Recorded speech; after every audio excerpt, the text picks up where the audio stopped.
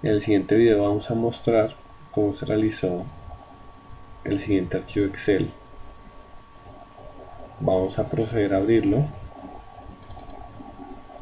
Una vez que lo abra, se va a ejecutar una macro que por defecto tiene y que se ejecuta automáticamente.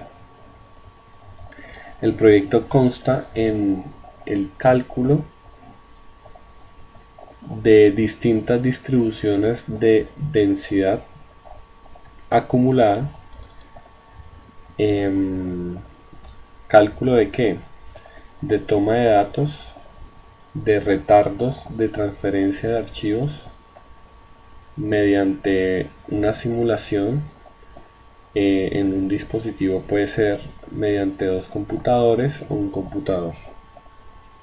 Sí, entonces a continuación vamos a ver qué fue lo que hizo la macro, pero antes de mirar qué fue lo que hizo, deseo mostrarles qué contiene cada pestaña del archivo.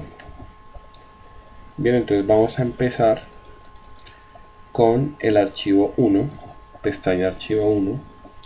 En esta pestaña encontraremos muchas líneas, valga la redundancia, 2000 en este caso. Ya están tabuladas, como se pueden dar cuenta. En la primera columna encontraremos una hora específica, envío del paquete. En la segunda columna una descripción, en la tercera dirección de origen y pues otras más características que en el momento no vamos a entrar en detalle. En el archivo 2 es lo mismo, vemos n datos, en este caso son 2000. Podemos ver los 2000 datos, están tabulados con sus horas, con sus protocolos, etc. Estos dos archivos son mi base para yo poder analizar mis datos y poder asegurar qué comportamientos tienen los datos. Como se pueden dar cuenta, acá, como estas son las horas, la primera columna son horas. Si se dan cuenta, los tiempos entre una y otra son despreciables, son muy mínimos. Se podría decir que cambian en la milésima de segundo. Como se pueden dar cuenta, cambian por milésimas de segundos. Todo el archivo es muy similar. Lo que vamos a hacer es a tomar esos datos relevantes para nuestro estudio. Esos datos relevantes vamos a compararlos del archivo 2 con el archivo 1. Vamos a tomar la diferencia de esos datos, de esos tiempos. Esa diferencia de tiempos me va a arrojar el tiempo de transferencia de datos, de mis retardos de transmisión. Esa diferencia yo la puedo ver en cada una de las pestañas en la cual aparece la distribución de densidad. Vamos a verlo con un ejemplo. Vamos a ir a la distribución normal, que es la más conocida. Bien, en esta columna B vamos a observar los tiempos tomados, las diferencias de los tiempos entre el archivo 1 y el archivo 2. Esas son las diferencias. Como se pueden dar cuenta, ya están extraídos los datos de tal manera que se puedan analizar por Excel. Ahí están los 2000 datos, como se pueden dar cuenta. ¿Qué pasa si yo le borro unos datos a mi archivo? Miremos, voy a borrar estos datos. Listo, quedó con 1978 líneas. Vamos a mirar acá.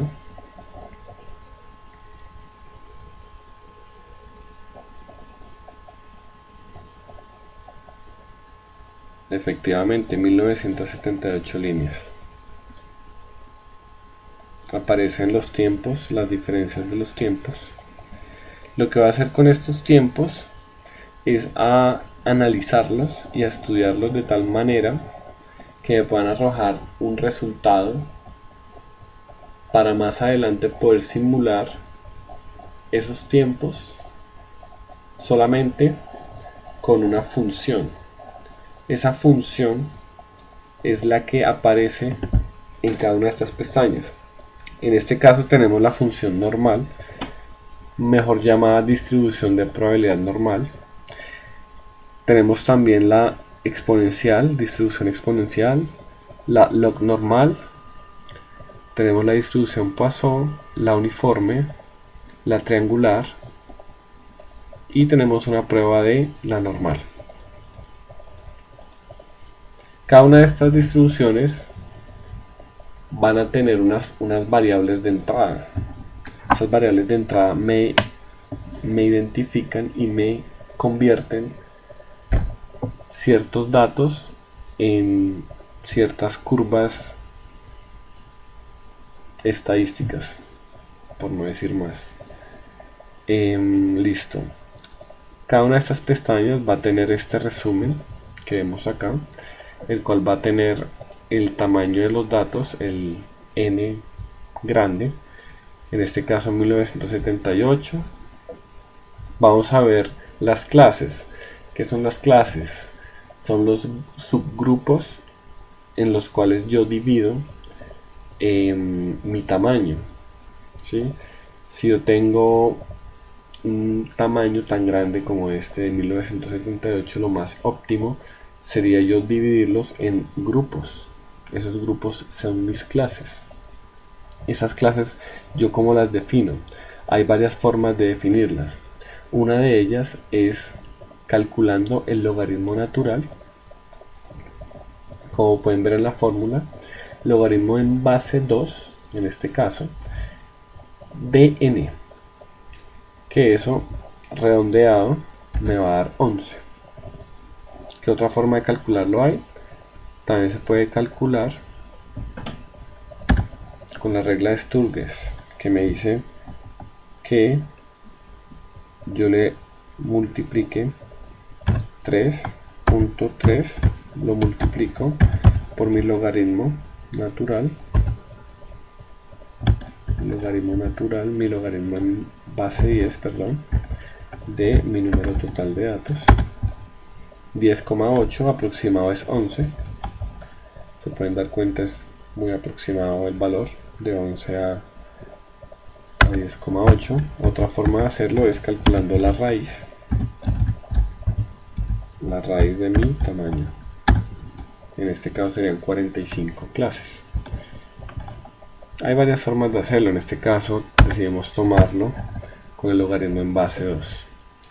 Listo. Tenemos el mínimo valor de los datos, el máximo valor, el ancho de mis clases. El ancho de mis clases va a estar definido por el mínimo valor, mi máximo valor y el número de clases. Si yo sé que tengo que dividir mi grupo, mi población total, en 11 partes y tengo un máximo valor de 1.2 y un mínimo de 0.059, la ecuación sería la siguiente. Calculo la diferencia entre estos dos valores y a ese valor lo divido por el número de clases. Y eso me da este valor, que es 0,104.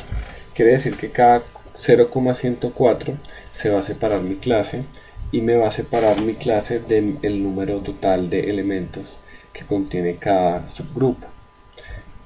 Acá vemos el promedio. El promedio es la suma de los datos dividido el número total de datos. Desviación estándar es una fórmula muy similar. Es la diferencia de mi media con cada valor elevado al cuadrado. Ese valor lo divido en n-1 datos y a ese valor le saco finalmente la raíz cuadrada. Ese cálculo me lo ahorra Excel con una fórmula que ya viene predefinida. Promedio de la frecuencia, ese promedio es simplemente el promedio, si podemos ver acá, el promedio de los valores que están en esta tabla que más adelante explicaré. Intervalo de confianza es el 95% y el resultado de mi por h cuadrado es 211.22. Bien, vamos a ver la tabla. La tabla aparece, como se pueden dar cuenta, el tamaño de la tabla corresponde al número total de clases. Si yo pongo un número mayor, mi tabla va a ser dinámica y va a aumentar. O si es menor, va a disminuir. Vamos a ver, coloco un ejemplo. Vamos a ponerle 20. Aumentó con 20 mi número de clases y por ende aumentó también el tamaño de mi tabla. Listo, vamos a dejarlo como lo teníamos antes con 11. Aquí tengo entonces 11. Quiere decir que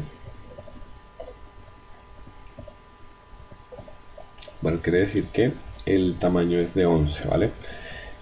Vamos a ver ahora los intervalos de tiempo. Si se pueden ver, ese intervalo es simplemente lo que yo había explicado con las clases y el ancho de clases. ¿Qué pasa? Si se fijan, este número es el mínimo valor, lo cual quiere decir que los datos no van a estar entre mi mínimo valor y mi máximo valor, que es 1.2, que es el mismo valor que está acá.